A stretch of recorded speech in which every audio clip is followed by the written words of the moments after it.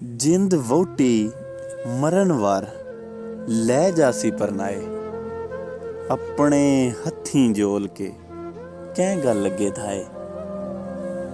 ਕਿ ਇਨਸਾਨ ਦੀ ਜ਼ਿੰਦਗੀ ਜਿਹੜੀ ਉਹ ਵਹੁਟੀ ਦੀ ਮਾਨੇ ਦੇ ਮਰਨ ਉਸ ਦਾ ਵਾਰ ਹੈ, ਉਸ ਦਾ ਦੁੱਲਾ ਹੈ, ਉਸ ਦਾ ਲਾੜਾ ਹੈ। ਤੇ ਜਦੋਂ ਦੁੱਲਾ ਆਪਣੀ ਦੁਲਹਨ ਨੂੰ ਵਿਆਹ ਕੇ ਆਪਣੇ ਨਾਲ ਲੈ ਜਾਂਦਾ ਹੈ ਤੇ ਅਸੀਂ ਦੁਲਹਨ ਨੂੰ ਆਪਣੇ ਹੱਥਾਂ ਨਾਲ ਉਹਦੇ ਨਾਲ ਵਿਦਿਆ ਕਰੀਦਾ ਹੈ। ਜਦੋਂ ਆਪਣੇ ਹੱਥਾਂ ਨਾਲ ਅਸੀਂ ਦੁਲਹਨ ਨੂੰ ਵਿਦਿਆ ਕਰ ਦਈਏ ਤੇ ਫਿਰ ਅਸੀਂ ਇਹ ਗਿਲਾ ਸ਼ਿਕਵਾ ਕਿਸੇ ਦੇ ਦੌੜ ਕੇ ਗੱਲ ਲੱਗੀਏ, ਹਾਂ ਬਈ ਅਸੀਂ ਇਹ ਦੁਲਹਨ ਨਾ ਹੀ ਟੋਰਨੀ। ਉਸ ਕੀ ਆਖਣਾ ਹੈ? ਉਸ ਇਹ ਆਖਣਾ ਹੈ ਨਾ ਕਿ ਜਦੋਂ ਤੁਸੀਂ ਆਪਣੇ ਹੱਥਾਂ ਨਾਲ ਟੋਰੀਏ ਤੇ ਫਿਰ ਤੁਸੀਂ ਹੁਣ ਰੋਂਦੇ ਪਿੱਟਦੇ ਕਿਉਂ ਹੋ?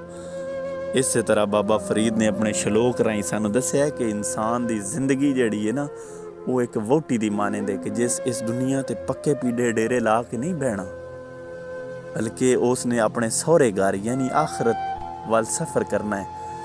ਅਤੇ ਆਖਰਤ ਵੱਲ ਜਦੋਂ ਮੌਤ ਆ ਜਾਂਦੀ ਹੈ ਨਾ, ਮੌਤ ਦੁੱਲਾ ਬਣ ਕੇ ਆ ਜਾਂਦੀ ਹੈ ਨਾ, ਅਤੇ ਉਸ ਵਕਤ ਇਜ਼ਰਾਈਲ ਆ ਕੇ ਉਸ ਦੀ ਰੂਹ ਕਬਜ਼ ਕਰਦਾ ਹੈ ਨਾ ਇਨਸਾਨ ਦੀ, ਅਤੇ ਫਿਰ ਇਨਸਾਨ ਬੇਸ਼ੱਕ ਪਿੱਟੇ ਰੋਵੇ, ਹਾਲ ਦਵਾਈਆਂ ਕੱਟੇ, ਫਰਿਆਦਾਂ ਪਾਵੇ, ਫਿਰ ਫਰਿਸ਼ਤਾ ਜਿਹੜਾ ਨਾ ਉਹ ਆਉਂਦਾ ਮੈਂ ਹੁਣ ਨਹੀਂ ਖਾਲੀ ਮੁੜਨਾ।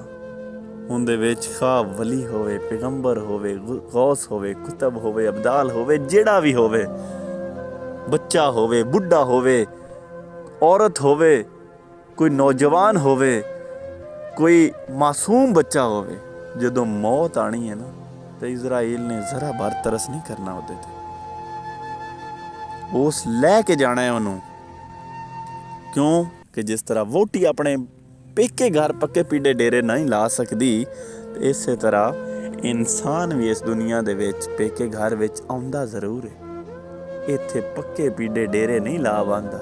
ਇੱਥੇ ਕਈ ਜਿਹੜੇ ਨੇ ਸਿਕੰਦਰ ਆਜ਼ਮ ਵਰਗੇ ਆਏ ਨੇ, ਕਈ ਮੂਸਾ ਵਰਗੇ ਆਏ ਨੇ, ਕਈ ਯੂਸਫ ਵਰਗੇ ਆਏ ਨੇ, ਕਈ ਪੈਗੰਬਰ ਆਏ ਨੇ।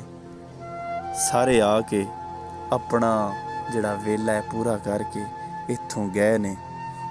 ਇਸ ਲਈ ਇਨਸਾਨ ਨੂੰ ਚਾਹੀਦਾ ਹੈ ਕਿ ਇਨਸਾਨ ਨੂੰ ਜਿਸ ਤਰ੍ਹਾਂ ਦੁਲਹਨ ਵਿਆਹਣ ਤੋਂ ਪਹਿਲੇ ਉਹਦਾ ਦਾਜ ਬਣਾਈਦਾ ਹੈ, ਦਾਜ ਬਣਾਉਂਦਿਆਂ ਹੋਇਆਂ ਉਹਦੇ ਵਿੱਚ ਜ਼ਰੂਰਤ ਦੀ ਹਰ ਸ਼ੈ ਰੱਖੀ ਦੀ ਹੈ ਤਾਂ ਕਿ ਹੁਣ ਸਹੁਰੇ ਘਰ ਜਾ ਕੇ ਕੋਈ ਪਰੇਸ਼ਾਨੀ ਨਾ ਚੁੱਕਣੀ ਪਵੇ।